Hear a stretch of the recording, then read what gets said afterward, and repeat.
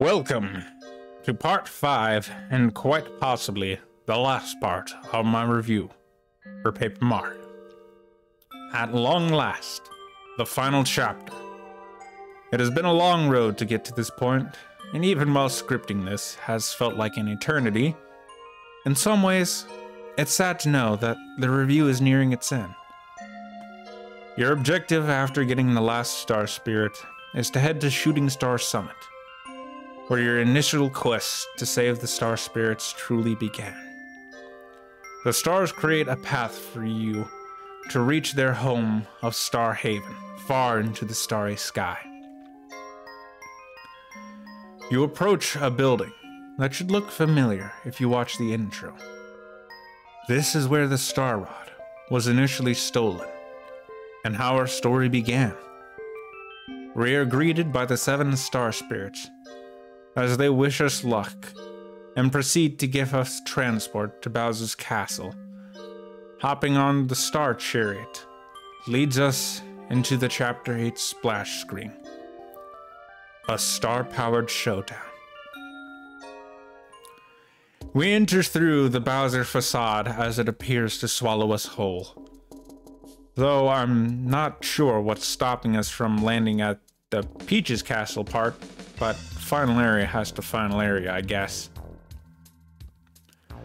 I know we were just given the Star Chariot, but I would immediately trade it in for one of the clown copters that are nearby in this hangar. With seemingly one option available, we walk right on through the front door of Bowser's castle. In this castle are some of Bowser's most elite. You'll have to fight your way through many tough enemies to progress. You will come across your first of many roadblocks in stone Bowser doors that put you through some kind of challenge to progress. This first one will open a trap door beneath you and put you in one of the cells, and if you can somehow manage to make it back to the stone door, he'll let you through.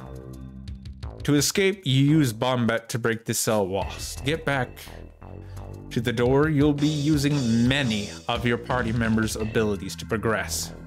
Everyone, except Goombario, will get a time to shine in this last area, be it Lackluster to travel over the lava, Bow to pass through a lava fall, or Parakarry to carry distances you cannot reach yourself.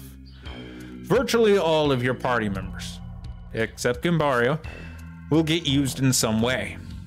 After finding some keys and stopping the flow of lava, you will find yourself back at the door to which it begrudgingly opens. As you get further into the castle, the music will pick up and add more to it as you continue to climb, getting more and more intense. It truly makes you feel that this is the final trial that you have to overcome. You continue to climb, fight enemies, and use more of your party members to solve puzzles unique to them. The second stone door has you answering memory questions. If you get 5 answers correct, he'll let you through. But get 3 wrong, you'll be in for a world of hurt. Questions are not too difficult in nature, so getting past should be no problem. However, if you happen to fail, or choose to fail, you end up in the hardest battle in the game against 3 anti-guys who combined have more HP than the final boss and can easily take you out in a couple turns. Being of perfectly sound mind that I am, I always go out of my way to fight them every time, because I can and I feel like it. You reach another checkpoint of sorts. The music has reached its fever pitch, and by this point, your item reserves might be looking low. There is a shop here, but the prices are outrageous. But if you are in dire need, it is here. At this point, we are too far in. But we press on in hopes that the end is in sight. There are more partner-based puzzles But then there is a pathway puzzle, where if you go through the wrong path, you end up at the start of the puzzle. It's such a neat puzzle that Nintendo decided to use it again in the next game's final area as well. I'm beginning to notice a pattern here. Somewhere along the way, a Duplighost disguised as Peach tries to stop you. Yet another reoccurring trend that Nintendo's enjoy using. At last, you reach the third and final Stone Bowser door. Your challenge is to fight the Koopa Bros. Psy-Kids Junior Trooper for the last time. After climbing the stairway, we are outside Peach's castle. The castle is empty, aside from a lone toad that will let you rest. You can freely explore the castle to find an item or two. It is a strange calm, and as we know, this is just the calm before the final confrontation with Bowser. After a long journey, we rematch Bowser in the same spot as before, but this time, things are different. Now we have the power to beat him. Of course, nothing is ever that simple. Once beaten, Bowser makes a hasty retreat to an obvious final boss arena as he powers himself up. The Star Beam, which possesses the ability to shatter Bowser's invincibility, proves to be ineffective against a powered-up Bowser. Has all our effort truly been for naught? Is Bowser going to defeat us just like he did before? Surely there's something that can be done. As Peach watches in horror that Mario may be defeated once again, she wishes and prays with all her might that somebody, anybody, saves Mario. Her prayers do not fall on deaf ears, as Twink comes to untie Princess Peach as they work together to face off Kammy Koopa. At first, Twink can do nothing, but the more Peach prays and wishes, the stronger he becomes, to a point that Kammy Koopa can do nothing. Now, with the help of Twink and Peach's wish, Star Beam upgrades to Peach Beam. The final battle begins. Bowser is tied for having the highest HP at 99, the other being the final master fight in the dojo. Bowser will be doing big damage and using his Star Rod to turn invincible, heal himself, and even target your party member. The best course of action is to not drag the fight out and beat him swiftly. Once defeated, he drops the Star Rod. The battle was intense. So intense that the platform you're on, as well as Bowser's castle, start to explode.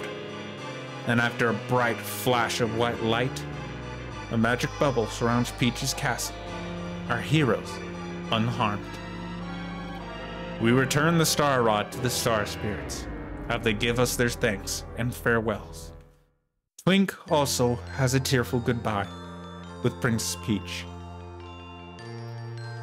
If you cannot already guess, in my opinion, I think that the final chapter is the best chapter. You use every ability that you have obtained, be it through Mario or the party members. Virtually everyone has a job to do to help you progress the final dungeon. Even Peach and Twink get a starring role. And you couldn't have a Mario game without Bowser, and he is one of the best parts of the game. That, and he's my favorite Mario character. The only one that doesn't see the limelight is Goombario, but since all he can do is tell you about NPCs or certain areas, I kinda get it. It's hard to work in something for a bare bones character like Goombario.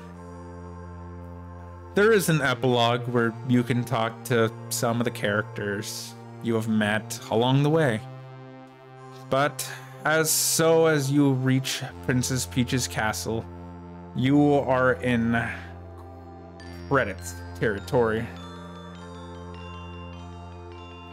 As Peach greets and thanks all of those that have helped the Mushroom Kingdom and Mario in his mission as she toasts to them and to let the celebrating commence.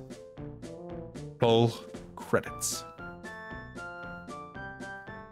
This was a very different style of review and a significantly more in-depth one too. I'm unsure if this will be the new norm, as it took several days for me to write and script this review. I'm not a strong writing wise, or English/composition has always been my weak point. But that's part of why I wanted to do review style content, to improve my writing as well as critical thinking. The other reason being I wanted a more controlled space for after I finished a series to give my thoughts on it. I love the original Paper Mario. It is still a timeless classic that you should absolutely check out if you haven't already.